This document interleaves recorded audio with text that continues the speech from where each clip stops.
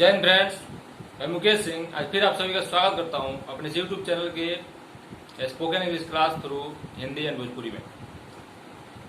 Friends, अब हमारे पास काफ़ी इंफॉर्मेशन हो गए हैं जिससे हम अब कुछ सेंटेंसेस बनाना और कुछ छोटे छोटे वाक्य बोलना सीखेंगे। तो फ्रेंड्स, आज का टॉपिक हमारा है सिंपल सेंटेंसेस फॉर्मेशन, जिसमें कि हम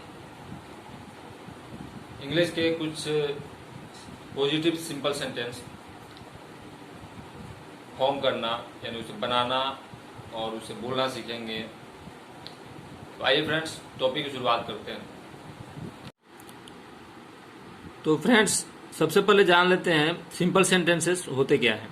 तो आज जो हम सीखेंगे फ्रेंड्स, सिंपल सेंटेंसेस के पॉजिटिव सेंटेंस फॉर्मेशन सीखेंगे, जिसमें कि न कोई एक पॉजिटिव स्टेटमेंट होता है यानी, और सिंपल सेंटेंस वो सेंटेंस होते हैं जिसमें कोई एक्शन वर्ड नहीं होता, यानी कर्ता द्वारा कोई काम करते नहीं दिखाया जाता, बल्कि उसके खुद की स्थिति और उसके क्वालिटी के बारे में बताया जाता है कि वो अब भी क्या है, मतलब प्रेजेंट टाइम में क्या है, बीते हुए समय में क्या था और फ्यूचर में यानी आने वाले समय में क्या रहेगा।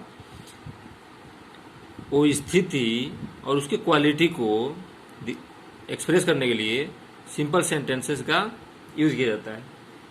तो इसमें छोटे से छोटे भी सिंपल सेंटेंस को बनाने के लिए एक सब्जेक्ट यानी एक कर्ता होना जरूरी है, जो कि जिसके बारे में हम उसकी क्वालिटी बताएंगे, और वर्ब के रूप में यानी वर्ब टू बी का प्रयोग यहाँ हेल्पिंग वर्ब के रूप में होगा, और उसके बाद जितने भी अदर वर्ड आएंगे, मतलब इसके अलावा जो भी वर्ड आएंगे उसके बाद ऐड हो जाएंगे।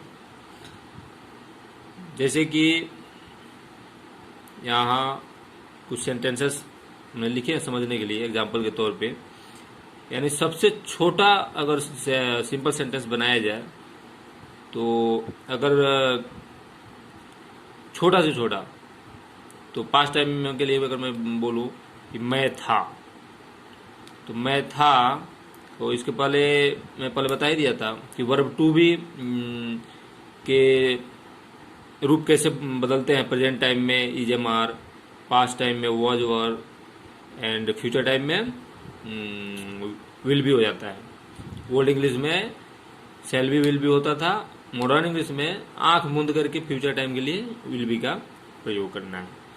तो फ्रेंड्स, यहाँ सिंपल सेंटेंसेस में मैं था का आई वॉज, यानी आई के साथ मैं बताया था पास्ट टाइम के लिए, पास्ट टाइम की बात हो रहा है, मतलब बीते हुए समय में कुछ था। वह है, मतलब अब भी वह कुछ है, तो ही इज, तुम रहोगे या होगे या बनोगे, ये सबके लिए यू विल बी, मतलब फ्यूचर के लिए।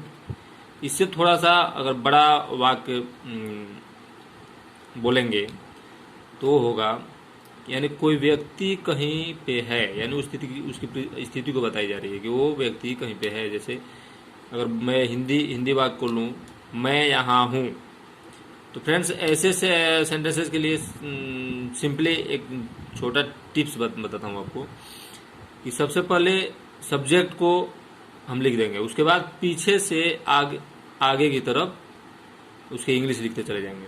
जैसे यहाँ मैं ले लूँ, मैं यहाँ हूँ, तो आई एम हियर। हियर मतलब यहाँ होता है अंग्रेजी में, मतलब यहाँ को अंग्रेजी में हियर बोलते हैं। तो मैं यहाँ हूँ, इसको बोलेंगे आई एम हियर। मोहन वहाँ था, यानी ये बीते हुए समय की बात हो रही है, मोहन कहीं पे बीते हुए समय में था।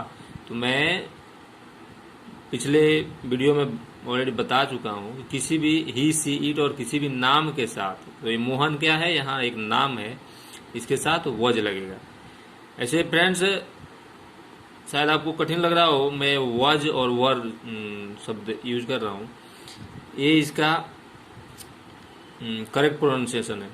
क्योंकि जो बिगिनर्स हैं तो वाज वेयर ऐसा बोलते हैं, लेकिन इसका करेक्ट प्रोनाउंसिएशन वॉज एंड वर होता है। तो मोहन वॉज देयर, यानी मोहन वहाँ था बीते समय में। वे लोग पटना होंगे या रहेंगे, मतलब आने वाले समय की बात हो रही है कि वे लोग मतलब कि उन लोगों की संख्या ज़्यादा है। तो यहाँ इसके लिए वर्ड यूज होगा दे, उसके बाद पीछे से शुरू कर देंगे विल बी पटना।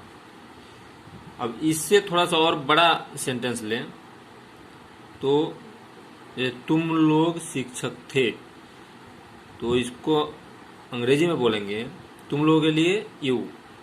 मैं पिछले वीडियो में बताया था, तुम चाहे संख्या में एक हो या संख्या एक से ज़्यादा हो, सबके लिए यू ही यूज होता है। ओल्ड इंग्लिश में एक तुम के लिए दाऊ दाऊ यूज होता था, और लेकिन मॉडर्न इंग्लिश में इसको केवल यू कर दिया गया है, यानी सिंपल सिंगल के लिए भी यू और प्लूरल के लिए भी यू। तो यहाँ तुम लोग शिक्षक थे, तो यू वर अ टीचर। हम सब विद्यार्थी हैं, ये प्रेजेंट टाइम की बात, मतलब अभी के बात हो रहा है मतलब कि अभी है वो।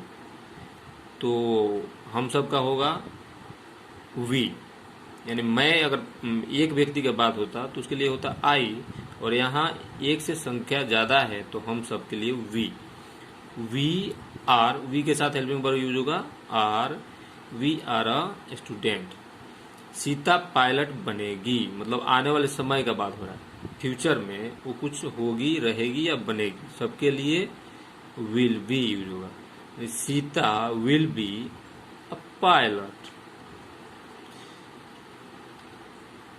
नेक्स्ट सेंटेंस, मैं कल पटना था, यानी कि बीते हुए समय में मैं कहीं पे था, यहाँ भी स्थिति बताई जा रही है। तो इसका होगा आई वॉज पटना यस्टरडे, और इसकी शुद्धता पे जाएंगे तो I was at Patna yesterday. लेकिन देहाती इंग्लिश के लिए अभी, क्योंकि भाषा की शुद्धता अभी हमारे लिए इम्पोर्टेंट नहीं है, पहले तो देहाती इंग्लिश से सीखना जरूरी है बिगिनिंग में, बाकी तो धीरे धीरे सुधार होता चला जाएगा, और आगे मैं इसको एडवांस लेवल तक लेके जाऊंगा। तो पहले स्टार्टिंग यहाँ से करते हैं। आई वॉज पटना यस्टरडे, यानी बीते हुए कल को अंग्रेजी में यस्टरडे बोलते हैं, आने वाले कल को टुमारो बोलते हैं, और आज को टुडे बोलते हैं।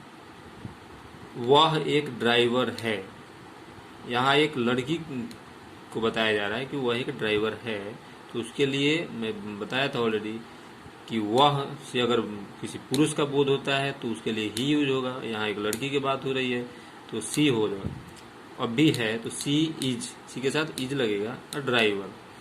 वे लोग ईमानदार थे, दे वर ऑनेस्ट, यानी कि वे लोग के लिए दे संख्या एक से अधिक है, थे मतलब बीते हुए समय में, वर ऑनेस्ट, ईमानदार को अंग्रेजी में ऑनेस्ट बोलते हैं। तो फ्रेंड्स, पढ़े लिखे लोग इसे इसका स्क्रीनशॉट भी ले सकते हैं और इसको देख करके समझ सकते हैं। जो कम पढ़े लिखे लोग या अनपढ़ हैं तो मेरे वॉइस को सुने, समझें, और इस फॉर्मूला को, यहाँ तो मैंने हर एक सब्जेक्ट और हर एक नाउन प्रोनाउन का यूज नहीं किया है, लेकिन इस फॉर्मूला के आधार पर खुद से भी कुछ सेंटेंस बनाएं और उसे प्रैक्टिस करें। और मैं आशा करता हूँ फ्रेंड्स आप सब इससे लाभान्वित होंगे, और इस वीडियो को पसंद आए तो ज़्यादा से ज़्यादा लाइक दें और शेयर भी करें ताकि और अधिक लोग लाभान्वित हों। और so thanks for watching my friends, see with next video, thank you.